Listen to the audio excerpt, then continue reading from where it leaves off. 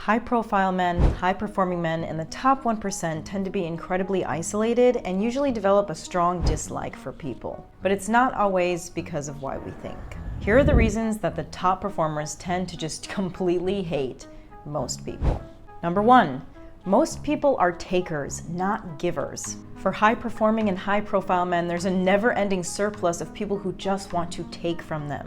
They want ideas, time, money, suggestions, opportunities. Hardly do they have anything they themselves want to offer or can offer. They end up being incredibly draining for anyone who's high-performing and someone that they just don't want to be around. Number 2, many people have a victim mentality. A high number of people just tend to be absent of any accountability.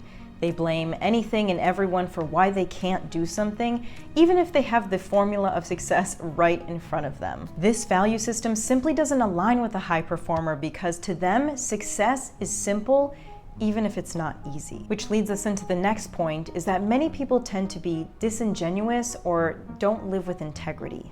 When a high-performing man tries to help someone and they come up with an excuse as to why they couldn't execute, the high-performing man finds this to be very disingenuous and disintegritous. A high-performing man takes his word very seriously and can't stand to be around people who are more focused on wishing instead of working. Which brings us into our next point. Actions are valued more than words. For a high-performing man, his actions are a showcase of his skills, abilities, his dedications, his commitments, so he takes his work very seriously, sometimes sacrificing family life, sacrificing his own personal time, sacrificing whatever he has to because he is committed to making a difference. He is committed to seeing his goals through. So when he's surrounded by people who are more committed to making excuses than they are to actually seeing their goals succeed, he just doesn't want to be around them because it feels like you are not living life to the fullest that you possibly can. You are not living to your greatest potential that you possibly can. And for a high-performing man, he's trying to get every single bit of life that he possibly can into every single minute. He doesn't want to waste a thing. He's surrounded by people who are very lackadaisical about their tasks, about where they want to succeed in life. He sees it as almost like a waste of this life, and it almost feels ungrateful. It's due to this type of mentality that many people also don't have very high goals and standards for themselves, which brings us to the next point, is that the high-performing man usually has too big of goals and dreams for the average person. He's often seen as crazy, too committed, too high-strung. People tell him that he needs a better work-life balance, that he needs to take a break, and honestly, he's not going to change his goals or commitments, and he just wants to be around people who push him higher instead of him always pushing others to reach to a new standard. He starts to feel like he's a big fish in a small pond.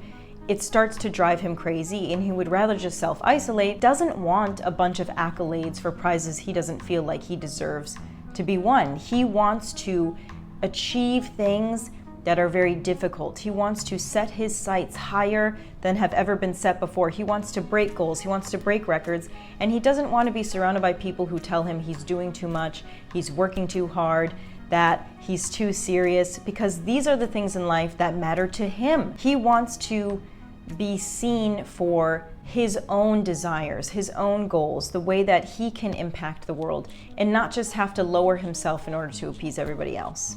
Which leads us into our last reason on why high-performing men generally tend to hate most people, is that they're constantly judged and criticized for no matter what they do. The thing about high-performing men, top 1%, high-value men, is that they don't actually hate people.